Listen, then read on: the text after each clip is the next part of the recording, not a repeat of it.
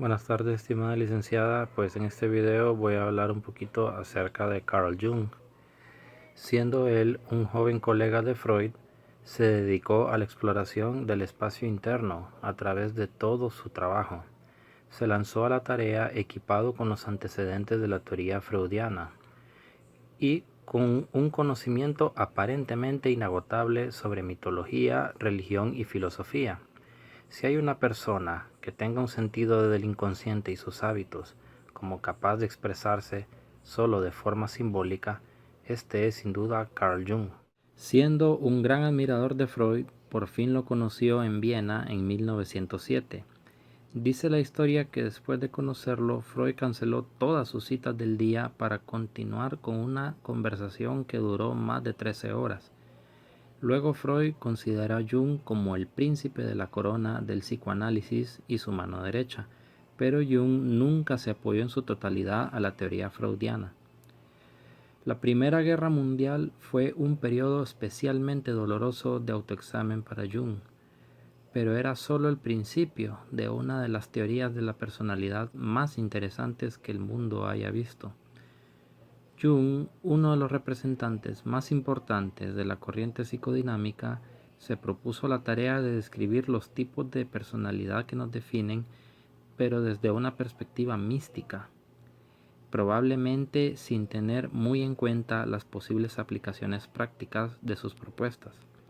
Jung intentó describir las lógicas que hacen funcionar a la psique humana y el modo en el que éste se relaciona con el mundo espiritual, utilizando para esto conceptos como el inconsciente colectivo o los arquetipos.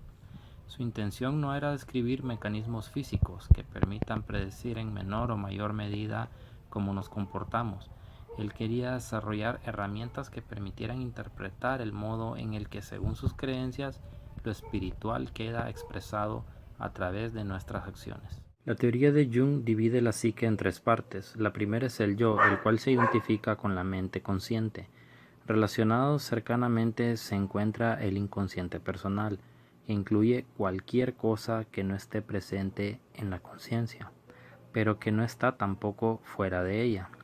El inconsciente personal sería como lo que las personas entienden por inconsciente, en tanto incluye a ambas memorias, las que podemos atraer rápidamente a nuestra conciencia y aquellos recuerdos que han sido borrados por cualquier razón. La diferencia está en que no contiene a los instintos como Freud incluía. Después de describir el inconsciente personal, Jung añade una parte del psiquismo que hará que su teoría destaque de todas las demás, la cual es el inconsciente colectivo. Podríamos llamarle sencillamente nuestra herencia psíquica. Es como el reservorio de nuestra experiencia como especie, un tipo de cimiento con el que todos nacemos y compartimos. Aún así, nunca somos plenamente conscientes de ello. En su obra de tipos psicológicos de 1921, él definió 8 tipos, los cuales son: pensamiento extrovertido.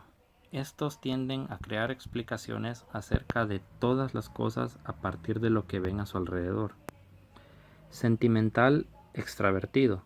Son personas muy empáticas, con facilidad para conectar con los demás y que disfrutan mucho de la compañía. Sensación extravertido. Las personas son muy dadas a la búsqueda del placer en la interacción con personas y entornos reales. Intuición extraversión. Se caracteriza por la tendencia a emprender todo tipo de proyectos y aventuras y que al terminar una fase ya se quiere empezar otra de inmediato. Pensamiento introvertido. Las personas están mucho más centradas en sus propios pensamientos que por lo que ocurre más allá de ellos. Sentimental introvertido. Las personas son poco habladoras, pero simpáticas, sin especiales dificultades para crear vínculos con un círculo de personas pequeño. Sensación introvertido. Como ocurre en el resto de personalidades definidas por la introversión, esta se caracteriza por estar enfocada a los fenómenos subjetivos.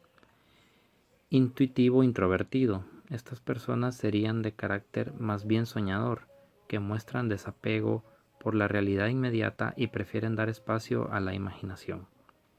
Y bueno, este es un pequeño resumen, ¿verdad?, del gran aporte que dio Jung a los tipos de personalidad para poder entender, ¿verdad?, cómo nos comportamos todos los seres humanos. Muchas gracias por su atención. Buenas tardes, doctora Argentina. Mi nombre es Angie Mireya y en este video voy a tratar sobre las teorías de la personalidad desde el punto de vista del psicólogo Alfred Adler. Para comenzar, hablaremos de la inferioridad, que es aquella palabra que pasaba por la mente de un pequeño niño al ver que sus padres querían más a su hermano Sigmund que a él. Alfred sufría desde pequeño un impedimento de raquitismo que seguramente no le ayudó a destacar en su familia. Pero un día él se superó sus sueños como su hermano mayor y se graduó de medicina en Viena. Luego también él se unió al grupo psicoanalítico mediante la lectura del libro La interpretación de los sueños, escrito por Sigmund Freud. En la teoría adleriana se hace referencia sobre el complejo de inferioridad, complejo de superioridad, el yo individual, la teología, el carácter, el estilo de vida, la atmósfera familiar, el plan de vida y la psicología individual. Alfred Adler se conoce como el padre de esta misma. Se creó una perspectiva nueva. También Alfred influyó a grandes psicólogos como Oswald, Journey, Maslow e incluso al mismo Albert Ellis. El carácter de las personas es individual y hace de este un ser único. Este carácter tiene un proceso de formación que se da durante los primeros 4 o 5 años de vida, a través del intercambio de reciprocidad con los padres y hermanos, independientemente de que esta dicha interacción haya sido traumática o no.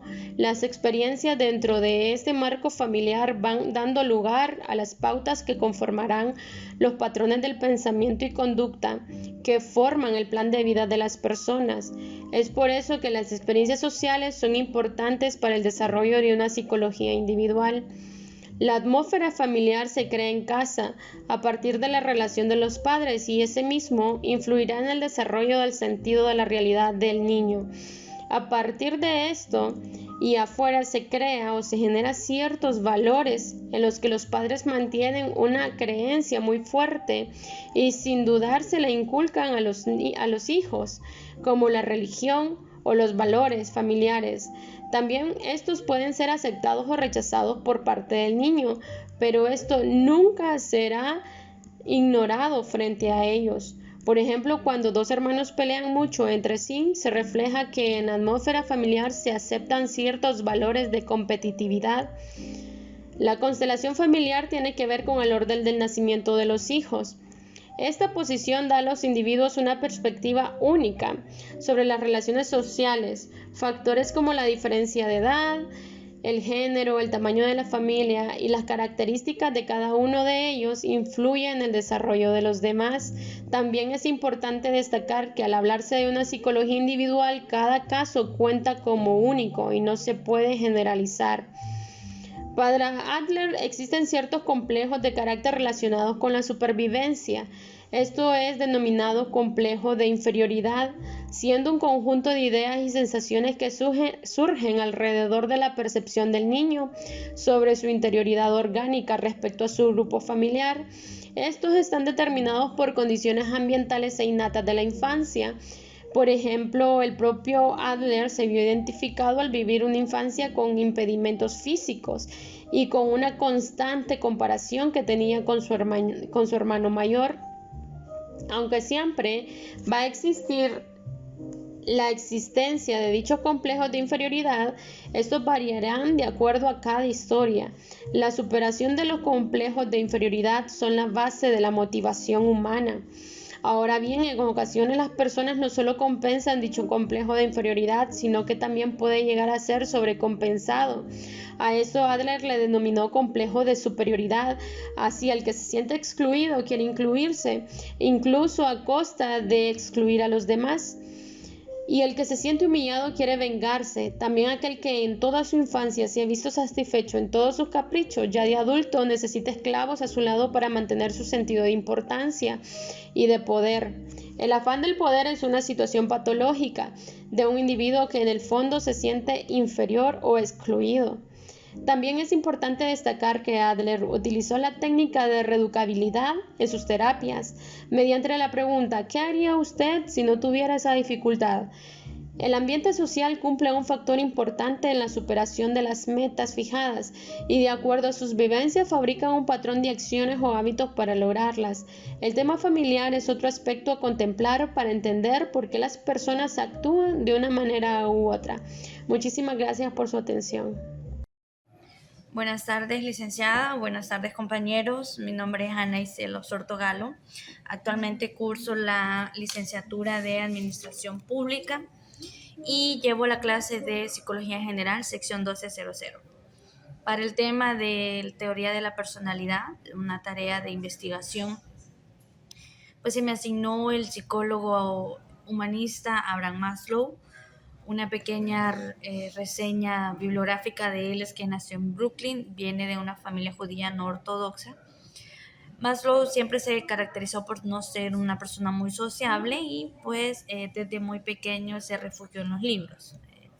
Leía mucho. Antes de interesarse en la psicología, él estudió Derecho en la City College de Nueva York y luego se casó con Bertha Goodman y aquí fue donde él inició pues en Wisconsin sus estudios de psicología. Trabajó con Harry Harlow, él era un psicólogo famoso por sus experimentos con crías de mono para poder conocer el comportamiento del apego. Maslow se interesó en la psicología humanista. Esta, pues, un pequeño concepto, pues pone en relieve la experiencia no verbal y los estados alterados de conciencia como medio de realizar nuestro pleno potencial humano. Su posición se suele clasificar en la psicología como una tercera fuerza y se ubica teóricamente y técnicamente entre los paradigmas del conductismo y el psicoanálisis. Aquí también cabe mencionar el padre del psicoanálisis, Sigmund Freud. Una pues teoría de Abraham Maslow que él amplió fue que la teoría de la jerarquía de las necesidades humanas defiende que conforme se satisfacen las necesidades más básicas, los seres humanos desarrollan necesidades y deseos más elevados. Pues él propone que la teoría del crecimiento y del desarrollo parten del hombre sano, en el cual el concepto clave para la motivación es el concepto de la necesidad. Maslow postuló que cada individuo tiene necesidades jerárquicas que deben ser satisfechas, empezando por las necesidades fisiológicas, que son las que tienen más fuerza o las que son más dominantes, y las de autorrealización, que tienen menos fuerza. Dentro de la pirámide de las necesidades de la teoría de la personalidad de Maslow, pues nos menciona la teoría de las necesidades fisiológicas, luego las necesidades de protección, necesidad de amor y pertenencia, la necesidad de estima y por último la necesidad de autorrealización. La autorrealización Maslow pues la sitúa dentro de la psicología humanista, parte de la idea de que el hombre es un todo integrado y organizado sin tener pues sus partes diferenciadas. La teoría de Maslow añade el concepto de las necesidades. La teoría de este psicólogo gira en torno a dos aspectos fundamentales: nuestras necesidades y nuestras experiencias, es decir, lo que nos motiva y lo que buscamos a lo largo de la vida, así como las cosas que nos van ocurriendo, es pues lo que nos ayuda o básicamente lo que nos forma nuestra personalidad. Para ampliar un poquito, pues Maslow en cierto modo identifica que el individuo, el enfoque de la autorrealización, se corresponderá al tipo de personalidad que manifieste en el día a día. Para Maslow, dice que una persona autorrealizable son las personas que muestran un nivel de aceptación de sí mismo, perciben la realidad de manera más clara y objetiva, son más espontáneos, piensan en las causas de los problemas, que piensan que son externas, disfrutan de la soledad, tienen una mentalidad curiosa y creativa, disfrutan la experiencia cumbre, generan ideas genuinas, tienen un sentido del humor y poseen un gran espíritu crítico, se rigen por valores éticos, son respetuosos, humildes y tolerantes. Pues para finalizar, podemos concluir que Maslow, dentro de la pirámide de necesidades, pues las primeras, las necesidades fisiológicas: comer, respirar, beber; las necesidades de seguridad: seguridad física, empleo, ingresos, seguridad económica; necesidad de filiación, que es amor, casarse, ser miembro de una comunidad, ser miembro de una familia; las necesidades de reconocimiento, que es respeto a los demás, el estatus, la reputación; y por último, las necesidades de autorrealización. Aquí concluye un pequeño resumen. Cabe mencionar que estas teorías de la personalidad va basada en la necesidad y por ende en la autorrealización de la persona como último eslabón de personalidad. Muchísimas gracias. Hola, mi nombre es Mercedes Heller y yo les voy a hablar un poco sobre Karen Horney. Esta mujer fue una de las psicólogas más famosas de su época. Nació en Alemania en 1885. También ella es conocida también por haber sido una de las activistas por luchar por los derechos de la mujer, desde su campo del conocimiento, elaborando una teoría psicológica adaptada a la mujer. Y esta es llamada la teoría de la neurosis de Horney. Este describe 3 tipos de personalidad neuróticas. También las teorías de la personalidad de Karen son consideradas una de las mejores teorías sobre la personalidad. Ella en su experiencia clínica también 10 patrones particulares de necesidades neuróticas, los cuales están basados sobre aquellas cosas que todos necesitamos. Pero estas también se han vuelto distorsionadas de diversas formas por las dificultades de las vidas de algunas personas también. Pero ahora miremos qué es lo que dice la teoría de ella. Todos tenemos la necesidad de afecto y aprobación. Entonces, ¿qué es lo que hace neurótica esta necesidad según ella? Primero, esta necesidad es una necesidad irreal, racional y discriminada. Como por ejemplo, nosotros tenemos nuestras parejas y nuestras parejas comúnmente incondicionalmente nos dan mucho afecto. Y nosotros no siempre vamos a esperar amor también de las personas que conocemos. No todas las personas que conocemos nos dan el afecto que muchos necesitan, ¿verdad? Y hay que ser conscientes de eso también. En la vida nosotros también tenemos que aprender a ser autosuficientes. Pero la necesidad neurótica es más intensa y provocará lo que es la ansiedad si no se satisface como la persona lo requiere. Por lo tanto, esto lleva a lo que es tener una naturaleza irreal, haciendo que la persona que sea neurótica haga que esta necesidad sea lo central de su existencia. Según la teoría de la personalidad de Karen Horney, hay 10 necesidades neuróticas descritas por ella, las cuales son: número 1, necesidad de afecto y aprobación, la cual en la persona hace lo posible por tratar de recibir afecto de aquellas personas, complaciendo lo que ellos desean. Número 2, necesidad neurótica de pareja, la cual hace dependencia de otra persona. Esta se enfoca más cuando las personas creen que el amor, el estar con otras personas resolverán muchas cosas de nuestras vidas. Esta también hace que este neurotismo vaya más allá de lo normal, por decirlo así. Número 3. Neurotismo necesita restringir la vida de una persona a límites muy estrechos.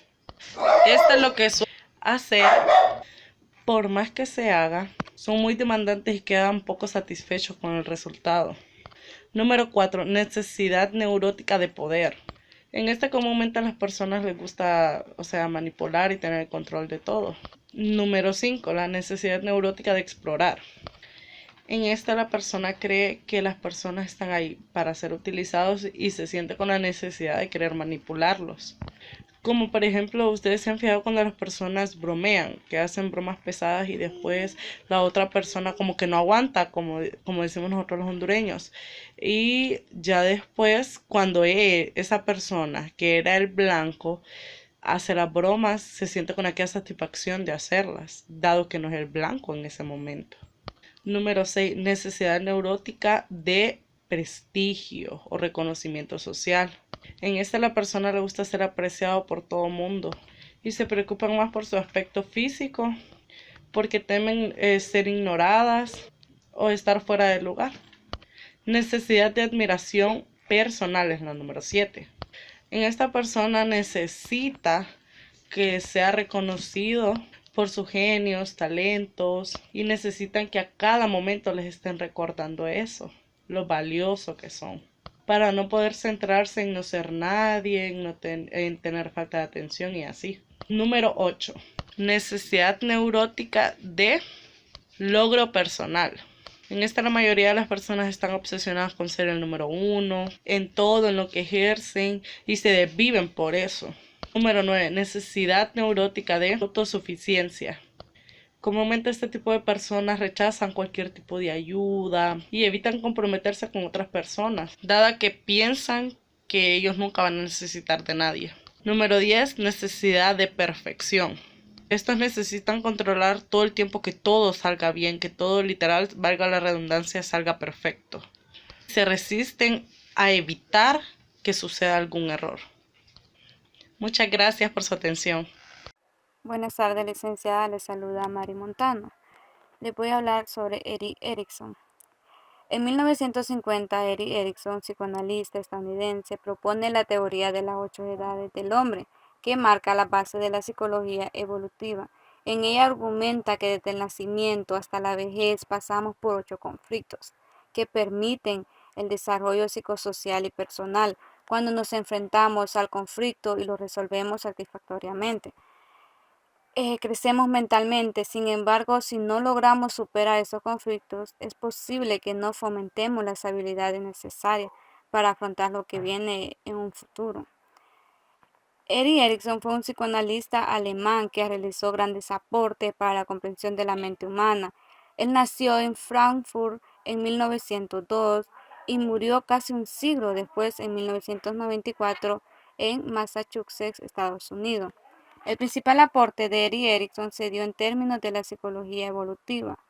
Postuló la existencia de 8 edades en el hombre, cada una de las cuales tiene sus propias características, logros y pérdidas, pese a que se formó y trabajó como psicoanalista. Sus planteamientos han sido retomados por la llamada psicología humanista. A pesar de tratarse de uno de los mayores practicantes del psicoanálisis de su historia, su enfoque era bastante distinto al de Sigmund Freud, el creador de esta disciplina. Entre otras cosas, puso un gran énfasis en el estudio del yo, un componente al que veía como mucho más importante de lo que se consideraba en las teorías clásicas. Erik Erikson nunca obtuvo un título universitario. Sin embargo, esto a él no le impidió impartir clases en algunos de los centros educativos que eran los más prestigiosos del mundo. La aportación más conocida de Erikson es la teoría psicosocial, que describe 8 etapas de maduración por las que supuestamente pasamos las personas a lo largo de nuestra vida. Les voy a hablar primero sobre las 4 etapas que están centradas en la niñez, y las 4 últimas abordan desde la adolescencia hasta la vejez. Sería la etapa 1, confianza versus desconfianza, que es desde 0 a 18 meses de edad. Es cuando estamos aún bebés. En esta etapa, durante esta fase, el bebé crea confianza en su entorno y sus padres. Esta va a depender del vínculo que construya con ellos, sobre todo con la madre, ya que suele pasar más tiempo con ella. Etapa 2. Autonomía versus vergüenza y duda, que sería de los 18 meses a 3 años. En este periodo el niño comienza a ser más independiente. Él ya aquí empieza a hablar, a independizarse un poco, en querer caminar. La etapa 3. Iniciativa versus culpa, 3 a 5 años. Esa es la etapa en que él crece el interés por todo lo que le rodea y por las relaciones con sus iguales. El juego adquiere una gran importancia y a través de él explora sus habilidades y capacidades. Aquí ya el niño se siente más curioso por saber de todo lo que le rodea. Etapa 4. Laboriosidad versus inferioridad, 5 a 13 años. En este periodo aparecen las comparaciones con los demás, el querer hacer afinidad de actividades y planes. Los niños ya no son capaces de reconocer sus habilidades y las de sus compañeros y quieren ponerles a prueba continuamente, insisten en enfrentarse a tareas más desafiantes, quieren apuntarse a todas las actividades y, una carrera, cuando pierden un juego o una competición. Etapa 5. Exploración de la identidad versus difusión de la identidad, 13 a 21 años.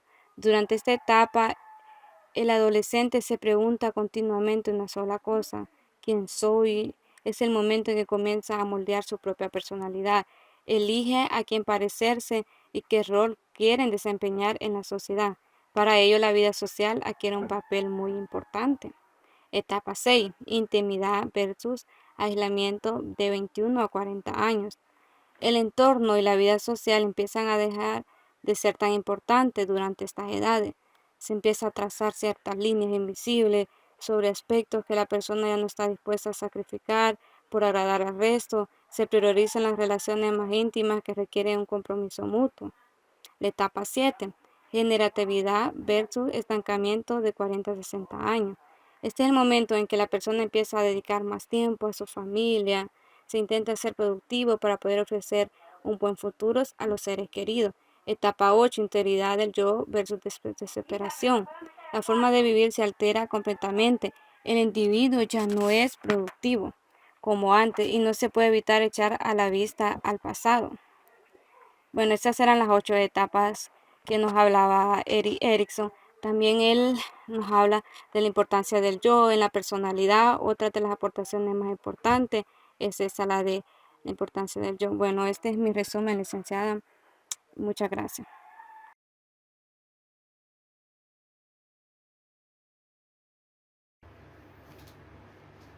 Muy buenas tardes, licenciada. Muy buenas tardes, compañeros. Mi nombre es Kellen Girón y yo les voy a hablar de Sigmund Freud. Sigmund Freud nació el 6 de mayo de 1856.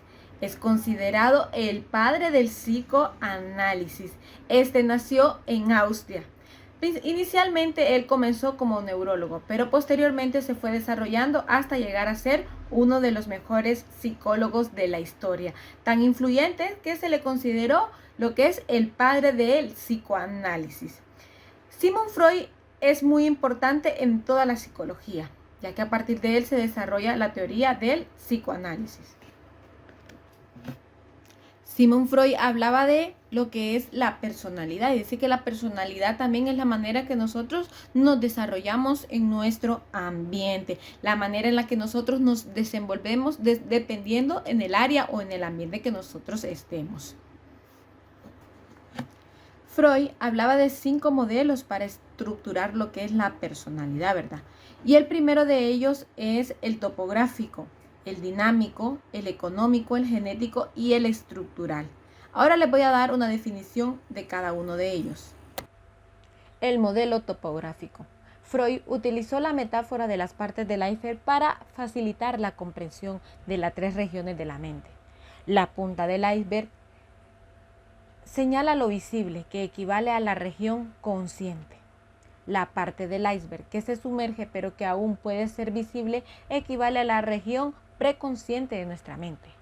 Y lo grueso del iceberg, lo que queda oculto bajo el agua, equivale a la región inconsciente. Esta área quedarían guardados todos nuestros recuerdos, sentimientos inalcanzables para nuestra conciencia. Así lo explica Sigmund Freud.